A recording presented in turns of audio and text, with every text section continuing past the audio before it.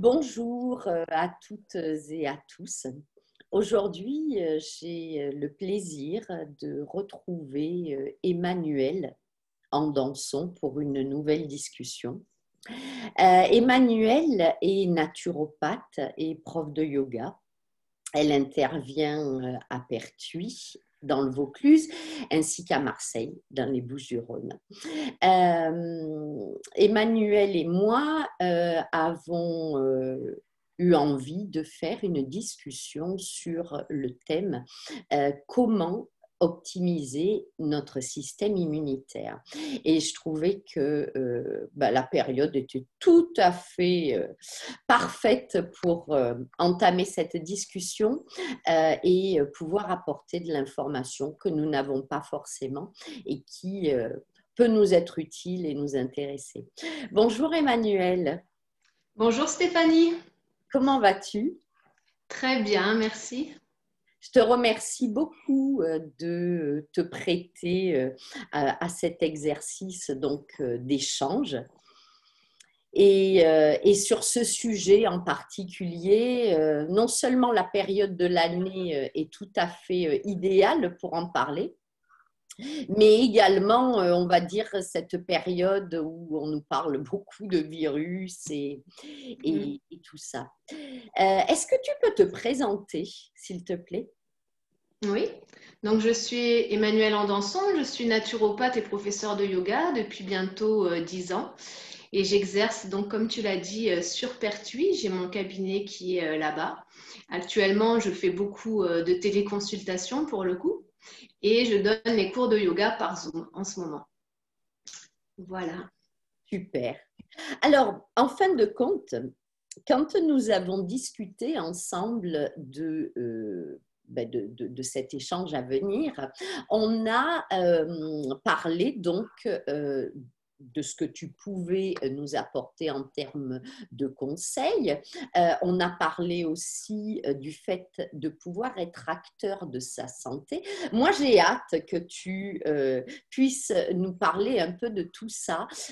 Tu as parlé donc de certains remèdes, de l'alimentation, du rôle des intestins dans notre immunité, de yoga également, des émotions, du stress. Par quoi est-ce que tu as envie de commencer? Alors, déjà, justement, je vais commencer par la naturopathie de manière générale pour expliquer brièvement que c'est une technique issue des médecines traditionnelles chinoises et ayurvédiques. Et ça permet vraiment aux personnes d'être acteurs de leur santé. Justement, le naturopathe est un éducateur de santé et c'est par ces conseils qu'ils vont prendre en compte l'hygiène de vie, l'alimentation, la phytothérapie, l'aromathérapie, diverses techniques respiratoires, diverses techniques variées. Et c'est par tout ça qu'il va pouvoir amener le consultant à optimiser sa santé. Et le but, c'est vraiment de préserver son capital santé et d'avoir une hygiène de vie et une alimentation optimale.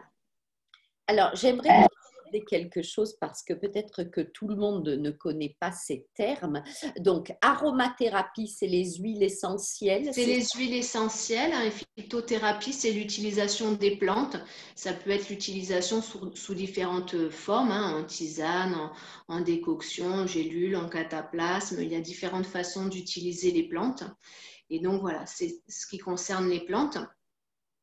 Ensuite, il y a diverses techniques qui sont utilisées par les naturopathes. Alors, en fonction des naturopathes, il y a des techniques réflexes. Certains vont être plus sur la réflexologie plantaire ou l'auriculothérapie. D'autres vont travailler plus sur des techniques manuelles.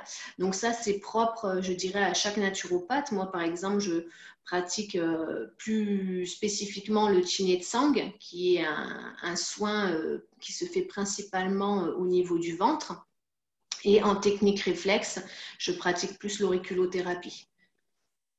L'auriculothérapie, tu peux préciser? Donc l'auriculothérapie, en fait, c'est une technique qui se fait au niveau de l'oreille, puisque dans l'oreille, on a tous les organes qui sont représentés, hein, comme dans la main, sous le pied, sur la langue, sur le crâne, à différentes parties du corps.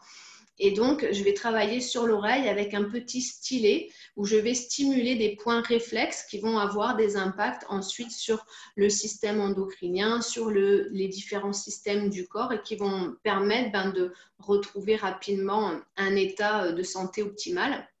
Et il faut savoir que ces techniques réflexes ont un impact très rapide. Quand on travaille en auriculothérapie, on peut avoir des résultats instantanés quasiment. D'accord. Alors, il y a une chose qu'il faut que l'on précise, d'ailleurs on était tout à fait d'accord sur ça l'une et l'autre, c'est que tout ce que tu vas proposer, conseiller, expliquer, énumérer, c'est des généralités. C'est-à-dire Oui.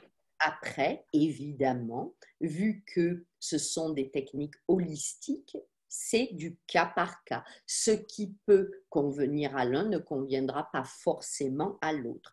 Toi, tu proposes tout le panel de ce que tu as appris, expérimenté, de ce que tu connais, mais ensuite, bien sûr, ça nécessite un approfondissement pour chacun pour savoir si c'est ce qui peut lui convenir ou pas. Bien sûr. Et Ça. puis, il peut y avoir des contre-indications suivant les cas. Et effectivement, là, c'est vraiment dans le but d'énumérer différentes techniques et méthodes.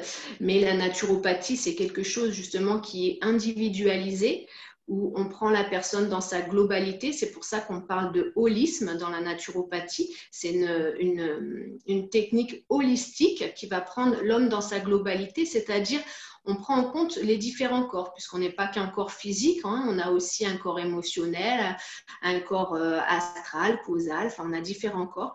Et donc, le naturopathe va prendre en compte vraiment la personne dans son ensemble, dans sa globalité. Et c'est pour ça qu'après, ça lui permet de pouvoir individualiser ses conseils. Donc là, c'est vraiment des conseils qui vont être généraux pour permettre d'aborder justement ce sujet de l'immunité. Alors, avant que l'on démarre, j'aimerais que tu expliques quelque chose dont tu m'as parlé et que moi j'ai découvert avec toi, je ne savais même pas que ça existait. Tu m'as parlé de l'humorisme. Oui.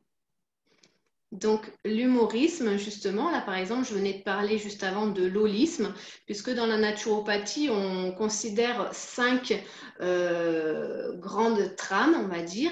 Il y a l'holisme dont je viens de parler, il y a le causalisme, puisqu'on va à la cause, c'est-à-dire que le naturopathe va chercher la cause du trouble. Et c'est donc ce qu'on appelle le causalisme. Ensuite, on a le vitalisme, puisqu'on va chercher à travailler sur la vitalité pour ramener justement des forces d'auto-guérison que tout le monde a en soi. Et par les principes vitaux, on va les amener à se redévelopper. Et on a également l'hygiénisme qui est vraiment toute la partie hygiène de vie, puisque c'est par une bonne hygiène de vie qu'on va aussi préserver son capital santé. Et l'humorisme, donc, c'est la science des humeurs. Et donc, je t'en ai parlé tout à l'heure parce que justement, dans le système immunitaire, pour un fonctionnement optimal de notre immunité, c'est vraiment important d'avoir des humeurs de qualité. Et donc, ce qu'on appelle les humeurs, ce sont les liquides circulants dans le corps. Donc, bien sûr, on a le sang, le sérum, on a la lymphe surtout, on a tout ce qu'on appelle le liquide interstitiel dans lequel baignent nos cellules. Et donc, si ces liquides ne sont pas d'une qualité suffisante, ça va entraver en quelque sorte le bon fonctionnement et du système immunitaire, mais de l'élimination des toxines. Et donc, on va se retrouver avec un état qu'on parle de toxémie. Et là, ça va pouvoir être le lit de diverses pathologies. Donc voilà, c'est ce qu'on appelle la science des humeurs. D'accord. Je découvert avec toi. Alors, j'en avais entendu parler en médecine chinoise, des humeurs, bien sûr, mais le mot humorisme, je me demandais je me demandais ce que ça voulait dire. Ben Super. voilà. En naturopathie, on parle des 5 ismes. Voilà, causalisme, vitalisme, holisme, hygiénisme et humorisme. Super. Alors, est-ce que tu es d'accord pour que l'on commence avec ce que Oui, tu préconises? oui. Alors, au niveau de ce que je préconise au niveau des remèdes, tu veux dire au niveau... À moins que tu souhaites commencer par l'alimentation ou par d'autres choses. Alors, Je te... alors je voulais rajouter deux petites choses avant de parler de mes préconisations. C'est que tout à l'heure, tu l'as abordé justement, le côté stress et émotions qui ont leur importance. Et il faut savoir que justement, par exemple, au niveau des émotions, il est reconnu que par exemple, 1 minute de colère va générer un effondrement de notre système immunitaire pendant 4-5 heures suivantes. Et donc, toutes ces émotions, d'ailleurs, on en parle beaucoup dans le Chin Tsang, le soin que je pratique, puisqu'on a des émotions qui se logent au niveau des organes, enfin, qui vont entraver la bonne circulation énergétique de ces organes. Hein, par exemple, justement, on dit que la colère va avoir un impact sur le foie. La peur, les phobies, l'insécurité sur les reins, les soucis, les craintes sur la rate. Donc tout ça, toutes ces émotions, elles vont avoir un impact déjà au niveau énergétique sur nos organes, mais tout ce stress aussi qui peut être généré, cumulé, lui, va aussi baisser notre immunité. Et d'ailleurs, on a remarqué, par exemple, chez les étudiants, la veille d'un examen, quand on analyse ça, ils ont une baisse du système immunitaire d'au moins 50% la veille de l'examen. Donc, l'importance d'apprendre justement à gérer son stress, gérer ses émotions. Donc, il y a différentes techniques pour ça, de respiration, de yoga. On peut même accompagner aussi avec des élixirs floraux, avec des plantes. Enfin, il y a différentes manières d'aborder tout ça. Et l'autre chose dont je voulais parler également, c'est l'épigénétique, puisqu'on l'a abordé brièvement. Et pour dire vraiment, ça rejoint avec ce qu'on disait tout à l'heure, d'être acteur de notre santé, puisqu'il faut savoir que dans notre organisme, ce qu'on appelle l'épigénétique, déjà, en fait, c'est la modulation de l'expression de nos gènes. Et donc, en fonction, on peut avoir un impact dessus. Donc ça, c'est vraiment intéressant quand même de le savoir. On peut avoir un impact dessus en très grande partie, puisqu'il faut savoir qu'on n'a que 15% de notre ADN, du génome qui est comment dire, figé en quelque sorte, et on a 85% qu'on avait nommé à l'époque, comme dit Joël de René, d'ADN poubelle, parce qu'on ne savait pas à quoi il servait. Et aujourd'hui, on sait que ces 85% servent vraiment justement à moduler l'expression de nos gènes. Et donc par là, ça veut dire qu'on a un impact dessus par notre hygiène de vie, notre alimentation, notre gestion des émotions. Donc, par différentes manières, on peut optimiser notre génétique. Et il faut savoir que bien sûr, tout ça, c'est aussi transmissible sur les générations futures. Donc, quand on active ou on inhibe un gène, ça va aussi avoir un impact sur nos descendants. C'est pour ça que pour accompagner différentes futures mamans, j'explique souvent que l'importance, on parle des 1000 jours qui sont vraiment importants pour le capital santé d'un individu, c'est qu'il va y avoir 1 an à peu près avant la naissance. On va compter, on va dire, 1 an de gestation, on sait que c'est 9 mois, et 1 an après la naissance. Et donc, ces 3 années sont vraiment primordiales pour le capital santé. Et donc, le naturopathe, dans son rôle d'éducateur de santé, va justement apporter toutes ces choses-là pour pouvoir ensuite optimiser sa santé en conscience. Voilà. Merci beaucoup d'avoir précisé ça, ça me semble tout à fait important. En effet. Merci. Alors, est-ce que maintenant tu souhaites passer justement à ce que tu préconises? Oui. Alors, dans un premier temps, je vais parler justement de l'alimentation, puisque c'est une des premières techniques de la naturopathie. D'ailleurs, dans les grandes médecines traditionnelles, c'est aussi la première technique, hein, en Ayurveda, en médecine chinoise. Et justement, on dit on est ce que l'on mange, hein, pour dire encore là l'impact que ça a sur nous. D'ailleurs, il y a un très bon documentaire, alors moi je l'ai vu il y a une dizaine d'années, je ne sais pas s'il est encore disponible sur YouTube, mais il s'appelle On est ce que l'on mange. Et c'est vraiment très intéressant à regarder. Et donc l'alimentation, c'est très très vaste. Bien sûr, ça doit être individualisé. Donc là, je vais donner des généralités. Déjà, dans un premier temps, ce qui pour moi me semble très important, c'est de savoir que ce que l'on mange a un impact énorme sur notre santé, mais aussi surtout comment on le mange. Donc l'importance déjà de manger en conscience et dans le calme, ça c'est déjà une des priorités. Ensuite, de penser à mastiquer, puisque justement l'alimentation, la digestion, je veux dire, commence dans la bouche. Donc après, on n'a plus de dents au niveau de l'estomac et ailleurs. Donc c'est vraiment important de prendre le temps de mastiquer, d'insaliver les aliments. Il y a un petit dicton qui dit même qu'on devrait manger liquide et boire solide, enfin mâcher en fait le plus possible nos aliments durs pour les rendre liquides avant de les avaler. Donc ça, c'est déjà deux petites règles de base. Après, pour rentrer plus en détail, c'est vraiment important de manger vivant. Dans le sens, on va éviter les plats préparés, le micro-ondes, les choses comme ça, tout ce qui va pouvoir rendre les aliments morts. Donc, vraiment l'importance du vivant. Donc, le vivant, ce n'est pas forcément que les graines germées, hein. C'est très, très vaste. Mais justement, par exemple, les graines germées, je les conseille très souvent parce que c'est des aliments simples à faire. On peut très facilement chez soi faire un petit germoir sans même acheter les germoirs tout près, mais avec un bocal en verre, se faire germer des graines. Et donc, dans ces aliments, non seulement ils sont alcalinisants, ils sont riches en chlorophylle. Et ça, la chlorophylle, ça a un impact très intéressant pour l'intestin parce que c'est alcalinisant et c'est riche en oxygène. Ça va permettre en fait d'assainir l'intestin.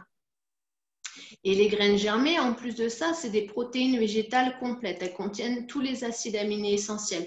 Donc, c'est vraiment des aliments très nourrissants. Ensuite, ce qui va être intéressant dans l'immunité au niveau alimentation, c'est les aliments lacto-fermentés, par exemple. Donc, le plus connu, c'est la choucroute, mais on peut faire soi-même ces lactofermentations. Ça, c'est pareil, sur Internet, maintenant, on peut trouver des tas de recettes sympathiques à faire pour faire soi-même ces bocaux, ou sinon, on peut les acheter tout prêt. Et donc, l'avantage des produits lactofermentés, c'est qu'ils sont riches en prébiotiques. Donc, ils vont permettre de nourrir notre flore intestinale. Il faut savoir qu'on a à peu près en plus 80% de notre système immunitaire qui est au niveau de l'intestin. Donc, plus on va prendre soin de notre flore intestinale, de notre muqueuse intestinale, plus on aura un système immunitaire au top. Donc, les aliments lactofermentés, mais on a aussi des boissons lactofermentées comme le kéfir et le kombucha qui sont de plus en plus connus. Tu lis dans mon esprit que j'allais te poser la question justement. J'allais te demander si au niveau des boissons, c'était OK aussi. D'accord. Oui. Et c'est pareil, après, c'est des boissons qu'on peut facilement se préparer nous-mêmes aussi à la maison. Que ce soit les grains de kéfir ou les champignons du kombucha, c'est des choses qu'on trouve assez facilement et qui se donnent comme ça facilement. Autre chose que je voulais aborder au niveau de l'alimentation concernant l'immunité principalement, c'est qu'il faut limiter les aliments mucoproducteurs, c'est-à-dire qui vont produire du mucus. Et donc ça, dans ces aliments-là, on retrouve principalement les aliments riches en graisses saturées, riches en sucre, les produits laitiers et les céréales raffinées. Ce qu'on appelle céréales raffinées, c'est blanc. Par exemple, le riz blanc, les pâtes blanches.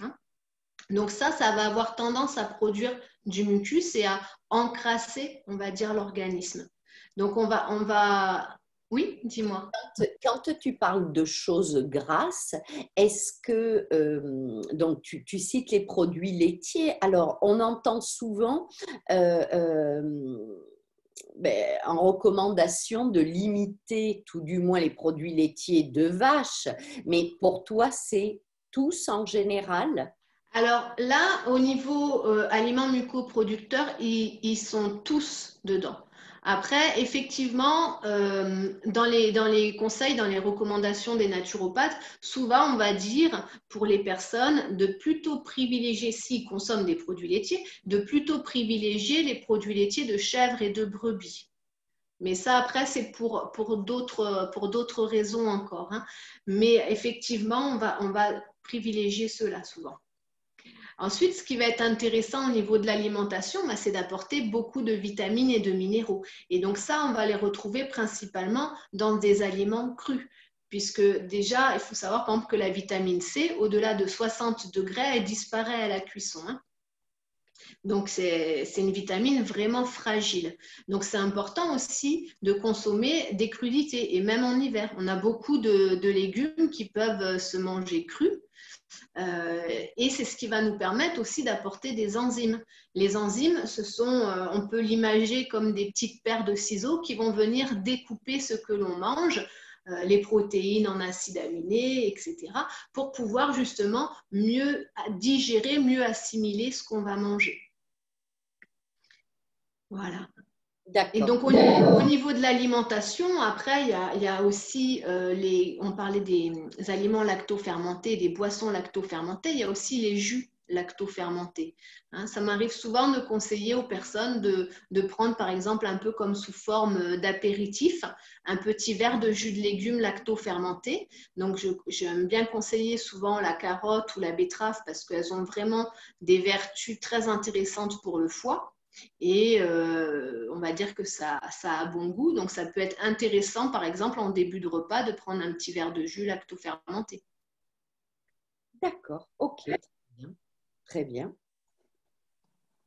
Ensuite, Voilà, pour l'alimentation, après, c'est toujours autour de l'alimentation, mais je parle souvent aussi du fait de mettre le système digestif au repos. Parce que ça, on a besoin justement pour mieux se régénérer, mieux se désacidifier, puis pour que notre corps puisse optimiser sa santé, de mettre notre système digestif au repos assez régulièrement. Donc ça, il y a différentes méthodes pour le faire. Ça peut être sous forme de monodiète, par exemple. Donc monodiète, ça veut dire qu'on va manger un seul aliment. Donc ça peut être par exemple une monodiète de pommes, durant laquelle on va manger que des pommes. Donc, ça va pouvoir se faire sur un repas, sur 2 repas, sur une journée, sur 3 jours, sur une semaine, hein. Donc, la monodiète la plus connue, c'est la fameuse cure de raisin. Ce n'est pas forcément celle que je conseille le plus parce que c'est très sucré. Celle que je vais conseiller le plus souvent, c'est la monodiète de pommes, puisqu'en plus, je trouve qu'on peut plus facilement la varier en prenant pommes au four, compote, pommes crues, à croquer, jus de pomme. Enfin, ça permet de la varier et quand on fait des monodiètes pour les premières fois, c'est quand même plus facile. Donc ça, le fait de faire une monodiète comme ça, d'avoir qu'un seul aliment à digérer, ça met le système digestif au repos et donc ça libère beaucoup d'énergie pour plein d'autres choses dans l'organisme. Et après, on a aussi d'autres choses qui vont mettre encore plus le système digestif au repos, comme par exemple le jeûne intermittent, où là, on va jeûner sur, par exemple, 16-18 heures, c'est-à-dire qu'on va sauter un repas, soit le petit déjeuner, soit le repas du soir, pour justement avoir une plage de repos, une plage horaire qui va s'étendre entre, on va dire, les 14 et 18 heures. Et après, ce que je vais conseiller aussi assez souvent, c'est le jeûne de 24 heures. 24 heures par semaine, qui peut se mettre assez facilement en place, puisque si on saute le repas du soir et le petit déjeuner, donc on termine notre repas de midi et on remange que le lendemain midi. On a eu 24 heures de jeûne et là, ça permet vraiment une régénération. Et c'est le fait de le faire régulièrement, c'est pour ça que souvent je conseille par exemple une fois par semaine, qui va aussi avoir un effet intéressant. Quand on fait ces jeûnes de 24 heures, donc tu dis de midi au lendemain midi, si j'ai bien compris, il est possible de boire, je présume. Oui. C'est pas en jeûne sec. Là, on va boire. Ça va être important de bien s'hydrater. On peut aussi faire en jeûne sec, hein, mais là, je le préconise en jeûne hydrique. Et ça va être l'avantage du jeûne comme ça de 24 heures. Surtout quand il est réparti sur 2 jours, c'est qu'il est plus facile à faire que sur une même journée. Et en plus, il n'y a pas de préparation parce que donc, moi, j'accompagne les jeûneurs dans des centres ils viennent jeûner pour une semaine. Et là, c'est très différent. On a une préparation, une descente alimentaire qui doit se faire, une reprise alimentaire. Donc là, non, l'avantage du jeûne de 24 heures, c'est qu'on ne le prépare pas et on ne fait pas forcément de reprise particulière. Est-ce que tu peux, Emmanuel, donner quelques précisions? Pourquoi est-ce que le système immunitaire est très en lien avec les intestins? Alors, on a à peu près 80% de notre système immunitaire qui est au niveau des intestins, principalement au niveau de ce qu'on appelle les plaques de Peillet. Et donc, c'est pour ça que déjà, on met l'importance sur les intestins depuis très, très, très longtemps, hein, dans des anciens textes, que ce soit sumériens, védiques ou autres. On parlait déjà de l'importance des intestins. D'ailleurs, les Sumériens, les Égyptiens, ont beaucoup de textes qui parlent de lavements intestinaux, tout ça pour prendre soin de son intestin. Donc, on a également aussi des neurotransmetteurs qui sont sécrétés au niveau de l'intestin, notamment par exemple la sérotonine qui est sécrétée à 95% dans l'intestin. La sérotonine, c'est un neurotransmetteur qui va avoir un impact sur notre humeur et notre qualité de sommeil. Et donc, du coup, d'où l'importance d'avoir un intestin en santé. Et aujourd'hui, depuis quelques temps, on parle d'intestin comme deuxième cerveau. Il faut savoir qu'on pourrait même presque le considérer comme un premier cerveau, puisque souvent, il a les informations avant le cerveau du haut. Et il va communiquer, justement, il y a une communication qui se fait entre les deux via le nerf vague. Et donc c'est vraiment important d'avoir et une flore intestinale en santé et une muqueuse intestinale en santé, parce que la flore, elle adhère à la muqueuse. Donc, si la muqueuse intestinale n'est pas en santé, déjà, il peut y avoir des perturbations au niveau de la flore intestinale. Et la muqueuse intestinale, c'est justement une de nos premières barrières de défense, parce que c'est elle qui, en fonction de sa qualité, si elle est plus ou moins perméable, va laisser passer ou pas certaines toxines. Il me semble que j'ai entendu que tu as parlé d'hydrothérapie ou d'hydrologie. Enfin, Les deux. Ah, d'accord. Donc, en fait, au niveau nettoyage intestinaux, il existe plein de manières de le faire. Il existe les lavements intestinaux qu'on peut faire soi-même à la maison avec ce qu'on appelle un bac à lavement, où on va mettre environ 1 litre, voire 1,5 litres d'eau. Donc là, je donne la méthode simple, mais ça peut se faire. Il y a plein de lavements qui existent, au café vert, à la chlorophylle. On peut utiliser différentes choses pour faire des lavements.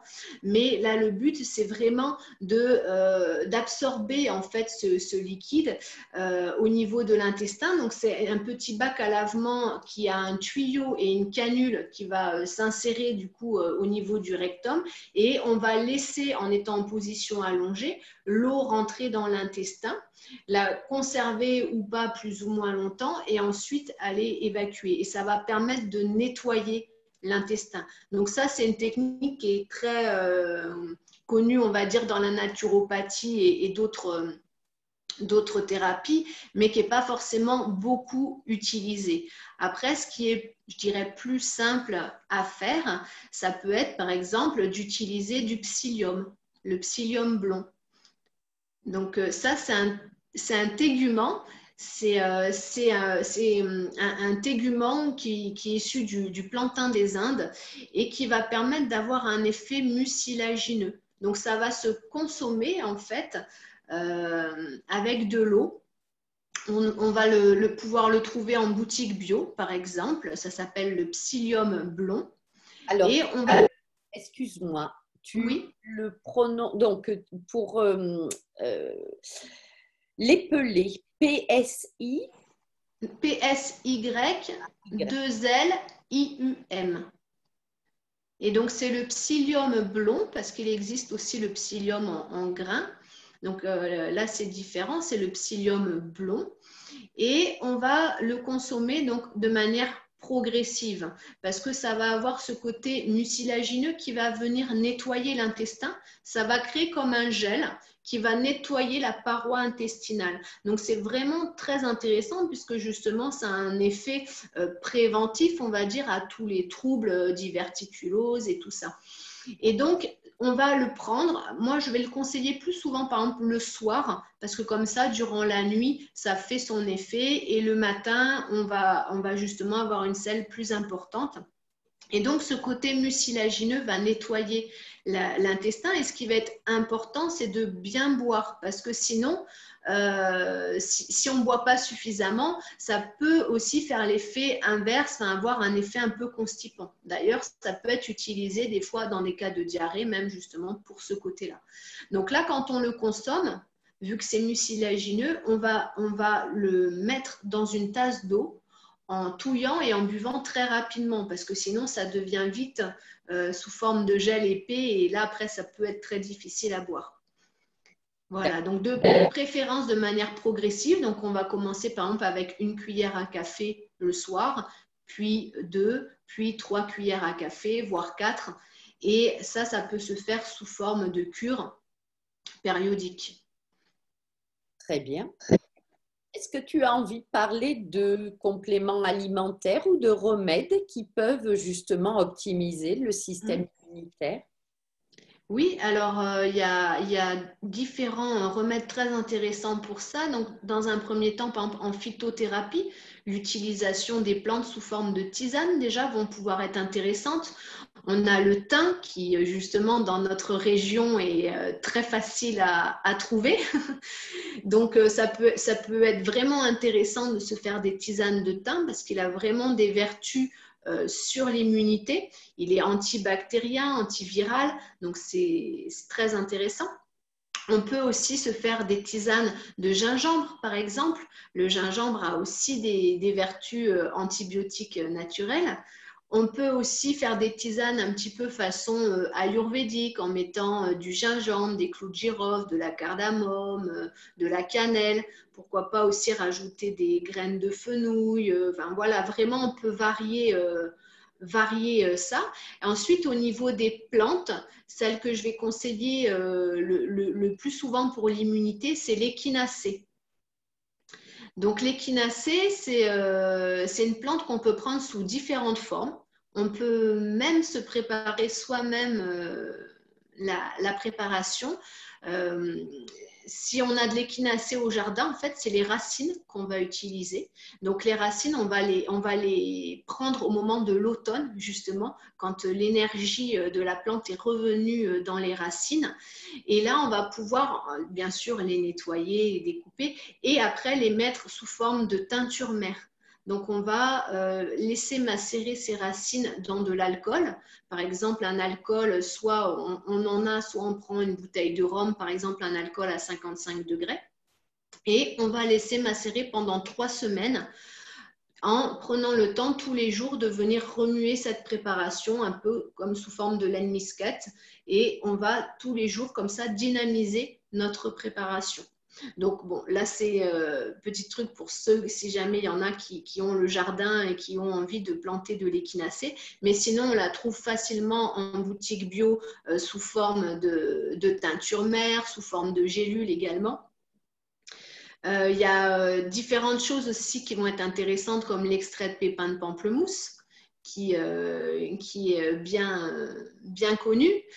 On a aussi, moi j'aime beaucoup utiliser la gémothérapie. La gémothérapie, c'est la médecine des bourgeons, puisque dans le bourgeon d'une plante, on a vraiment le totem de la plante. Donc on a à la fois les principes actifs qu'on va retrouver après dans les feuilles, dans les fleurs, dans les fruits, dans l'écorce, dans les racines.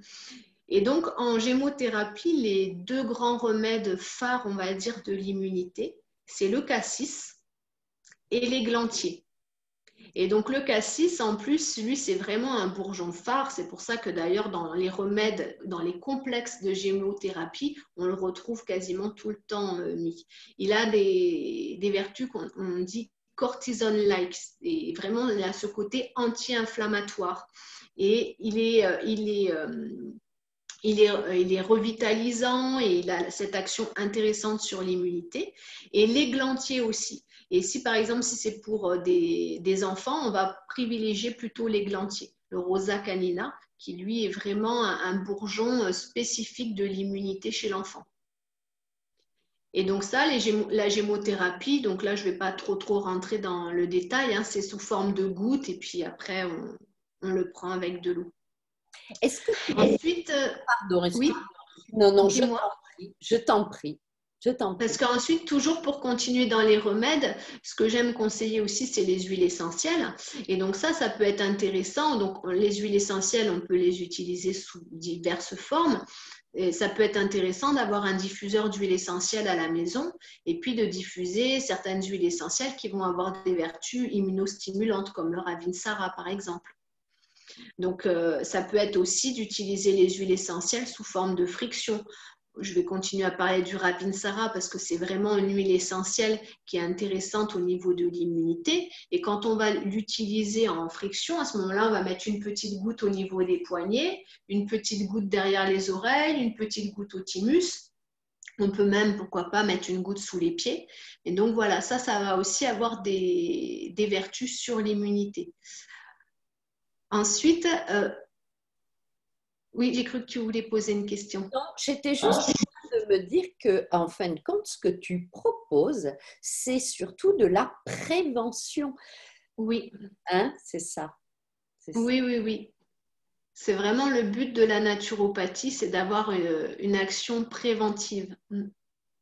Est-ce que également, il t'arrive de parler de l'activité physique?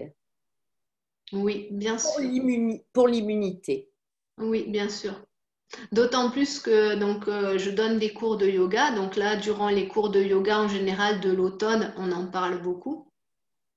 Et parce qu'il existe déjà diverses postures qui peuvent avoir un impact sur le système immunitaire, notamment aussi sur le système respiratoire.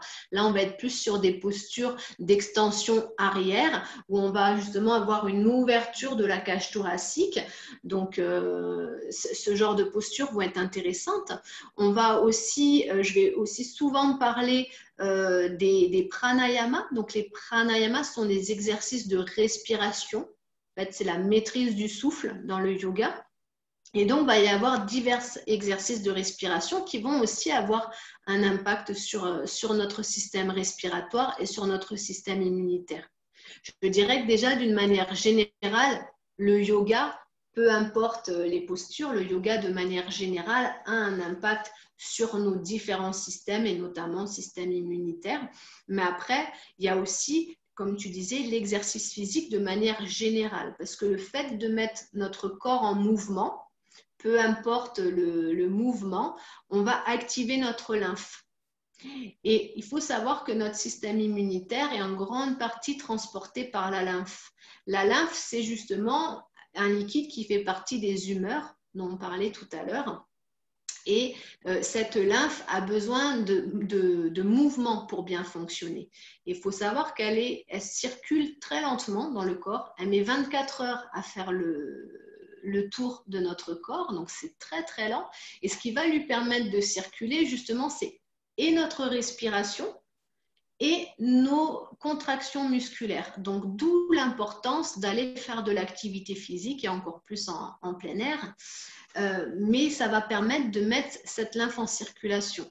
Donc après, il y a bien sûr par exemple, la corde à sauter, le trampoline qui vont être encore plus actifs sur la lymphe, mais même simplement faire des mouvements vont être intéressants. Il me semble, Emmanuel, que tu as apporté avec toi deux objets tout à fait particuliers qui sont des objets d'hygiène de vie. Est-ce que tu voudrais bien nous parler de ça et nous les montrer, s'il te plaît? Oui. Alors, le premier, c'est un racle-langue en inox. Donc, c'est un... Je le conseille en inox parce que des fois, on en trouve en cuivre et souvent, en fait, on va avoir des petites particules de cuivre qui vont se défaire. Et il faut savoir que le cuivre, même si c'est bon pour la santé, c'est bon sous forme d'oligo-éléments, mais pas en grosses particules, hein, comme ça. Donc, je conseille plus souvent en inox. Et donc, le principe, c'est de venir racler sa langue le matin. On va passer 3-4 fois sur la langue, ce racle-langue, pour venir enlever la petite couche de dépôt qui se met durant la nuit. Et ça va avoir différentes vertus. Déjà, ça va permettre de ne pas ravaler tout ce dépôt qui s'est mis sur la langue dès qu'on va boire. Et ça va permettre aussi de stimuler tous les organes, puisque sur la langue, comme sous le pied et ailleurs, on a tous les organes qui sont représentés. Donc, ça va aussi avoir cette action réflexe. Donc, c'est quelque chose qui fait partie de l'hygiène de vie que je conseille de faire le matin à jeun. Voilà, de commencer par ça. Tous les matins. Tous les matins. Tous les matins, voilà, voilà. C'est quelque chose qui est très utilisé dans la médecine ayurvédique et dans le yoga. C'est pas forcément très connu.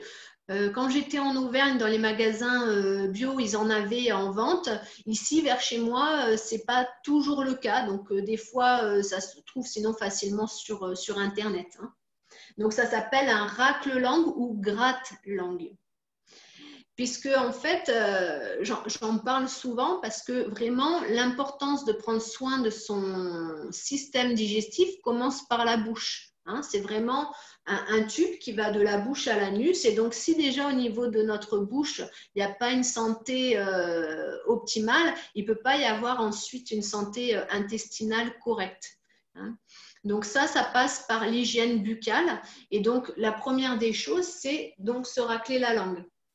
Ensuite, on peut aussi ajouter ce qu'on appelle gants de douche en Ayurveda. C'est un bain de bouche à l'huile. Donc, moi, je le conseille avec de l'huile de sésame, mais ça peut, de manière traditionnelle, en fait, mais ça peut être fait avec de l'huile de coco ou de l'huile de tournesol ou autre. Le principe, c'est de prendre à peu près l'équivalent d'une cuillère à soupe de cette huile végétale. On la met en bouche et pendant qu'on se douche ou qu'on se prépare, on va la faire passer au niveau des interstices dentaires. Donc, on va pendant 5 minutes à peu près faire ceci. Et on va ensuite la recracher. On verra d'ailleurs que l'huile est devenue un peu blanche et épaisse parce qu'elle aura absorbé beaucoup de toxines au niveau de la bouche. Donc ça, c'est deux petites choses qui peuvent se faire le matin pour justement déjà améliorer l'état de la flore buccale qui a un impact justement sur notre flore intestinale. Le bain de bouche tous les matins également? Ça peut être tous les matins. Après, comme je dis souvent, c'est le plus souvent possible. Si déjà on le fait 2 fois par semaine, c'est très bien. Super. Voilà. Et l'autre petit objet, c'est cette fameuse brosse qui est une brosse qu'on va utiliser pour ce qu'on appelle le brossage à sec. Donc, c'est une brosse qui va avoir des poils plutôt, on va dire, moyens, ni trop durs, ni trop mous.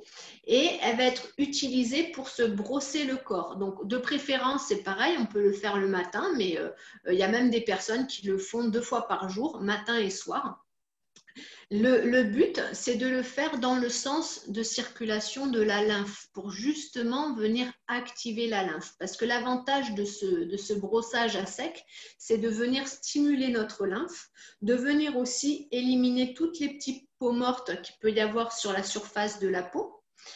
Et donc, pour ce faire, je vais vraiment la conseiller après aux gens de regarder sur Internet un schéma du circuit lymphatique pour savoir justement où se trouvent les principaux ganglions. On sait qu'on en a au niveau de l'aine, aux aisselles, au niveau du cou, mais il y en a d'autres. Et pour savoir dans quel sens faire ce brossage. Et le but, c'est de passer quelques fois sur le corps, comme ceci, en brossant dans le sens de la lymphe. Et donc ça va être vraiment intéressant. Ça a beaucoup de vertus, principalement sur l'immunité, mais aussi sur la qualité de la peau, sur la cellulite, sur vraiment beaucoup de choses. Donc, de toutes les manières, tout ce que tu nous expliques peut être trouvé, que ce soit sur ton site, puisque je vais mettre ton site en dessous de la vidéo sur YouTube. Également, il y a donc pléthore d'informations. Quel que soit le sujet que tu as abordé, on retrouvera sur Internet toujours des informations à gogo. C'est un peu le but d'Internet aussi. Oui. J'aimerais qu'on répète quand même que tout cela est très intéressant, mais quand même, une consultation est nécessaire pour le cas par cas. Oui, c'est favorable, c'est sûr. C'est sûr. Si on veut vraiment optimiser sa santé, ben, il faut se connaître, hein. Donc, pour se connaître, c'est intéressant d'aller consulter un naturopathe, puisque justement, le naturopathe effectue un bilan de santé, où là, il va regarder en fonction de la constitution, du tempérament. Il va vraiment, justement, aussi donner des informations au consultant pour lui permettre de mieux se connaître et après de lui-même être capable de savoir qu'est-ce qui est plutôt favorable pour lui, défavorable pour lui. Et voilà, donc c'est sûr que toujours une consultation, ça va permettre d'individualiser les choses et aussi de voir en fonction de nos antécédents, de nos fragilités, de nos prédispositions, de pouvoir optimiser encore plus notre santé. Alors moi, j'aimerais maintenant, si tu es d'accord, te laisser un peu le mot de la fin, te permettre de conclure, peut-être en disant quelque chose que nous n'avons pas abordé, que l'on a oublié, ou peut-être un message que tu as envie de faire passer. Il y avait une chose aussi dont je voulais parler toujours par rapport aux petites choses qu'on peut mettre en place le matin, qui pour moi me semble essentielle aussi pour l'immunité, c'est l'utilisation du froid. Donc l'utilisation du froid, alors on en parle beaucoup sous forme de bain froid. Après, on n'a pas tous la possibilité de prendre un bain froid parce qu'on n'a pas forcément une rivière ou un lac à côté de chez nous ou une piscine.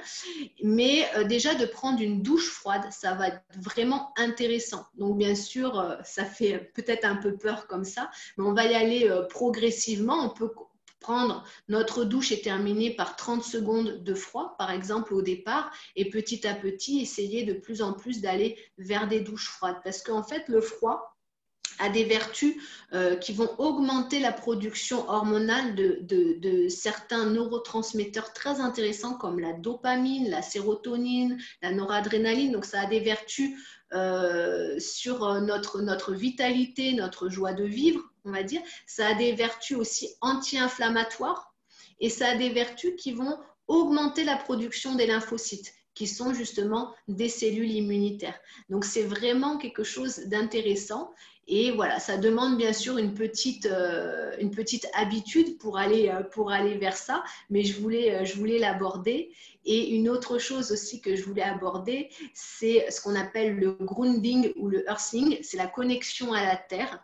Parce qu'aujourd'hui, justement, on a vraiment besoin de se décharger parce que justement, l'homme est électromagnétique et on pense à brancher nos appareils à la terre, à faire des mises à la terre pour les appareils électriques. Mais nous, des fois, d'autant encore plus même en ce moment, où on va rester enfermé et pas forcément en contact avec de la terre, des arbres, c'est vraiment important de prendre au moins tous les jours quelques minutes pour aller mettre ses mains dans la terre ou toucher un arbre pour justement se décharger de tous ces ions positifs qui vont entraver notre bonne circulation énergétique.